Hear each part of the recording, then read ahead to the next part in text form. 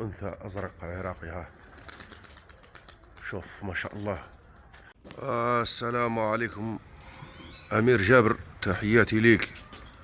ها هي الأنثى، شوف الله يبارك ما شاء الله. هاي العراقية في الجزائر. ها الحمامة هذه أنثى أزرق عراقي رمادي، من الحمام تاع أمير جابر اللي عايش في ألمانيا، الأخ الصديق والعزيز أمير جابر، يعرفوه مربين الحمام العراقي، راهو عايش في ألمانيا. هذا الحمام نتاعو، هاهي وراهي من بعد العصر طايرة. ما شاء الله. ها هي هذه هي، ما شاء الله ما شاء الله، عراقية طير وصغيرة. ها ها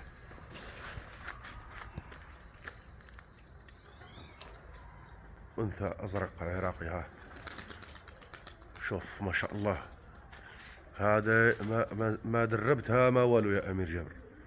هذه وحدها نحيت لها الذيل ورحت للعمل وخليتها بدون تدريب، ورجعت لقيت الذيل تاعها كامل وهي محبوسة. إن شاء الله ربي يحفظها لنا من الطيور الجارحة والصقور هذه اللي نخافوا منها، خاطر ايامات البرد عندنا هنا في الجنوب الجزائر يكثروا الطيور هذو الصيادين هذو، لانه عندنا الحالة دافية.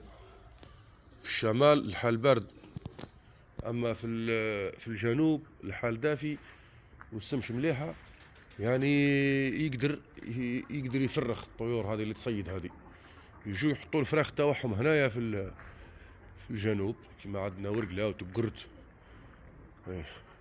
ولايات الجنوب ما لا يكثرون ويعودوا يصيدونا في الحمام. ها جات أمير جابر، ها جات الحمامة، ها هي ليك، ها هي ليك، هاو الجناح، ها تضرب ضربة زوج تحب تهبط ولكن تعاود ترجع. ما شاء الله ما شاء الله. ما كنتش معول، ما كنتش نحسبها باللي راح يفتح جناحها هكا وترجع تطير. قلت خلاص نحبسها ونخليها غير تاع تفريخ وتخريج. وهاي ظهرت الله يبارك جناحها تحل ما شاء الله، وطيارة طير.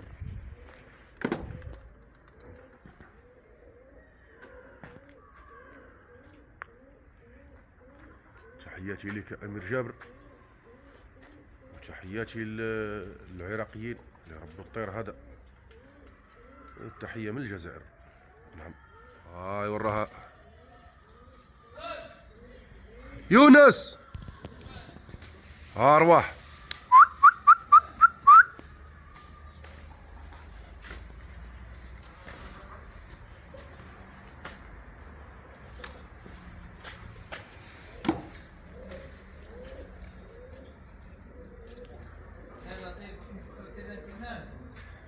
والله مش عارف انا ما فقش بها. ما شاء الله. شوف الحمامة، شوف المغرب دار يطيح وما زال طايرة. حل الضوء يونس، حل شعل الضوء شعل. شوف وراها الحمامة، شوف اخزر معنا، شوف الحمامة وراها. شوف يونس منا في الهكا في الشمال. هاي جات أمير جابر، هاي جات. هذه اليوم تبات البر على حساب ما راني نشوف، هذه بايته البر. ايه هاك تشوف أمير جابر، الجو مليح والسحاب، على حساب هذه الصغيرة هذه راهي بايته البر.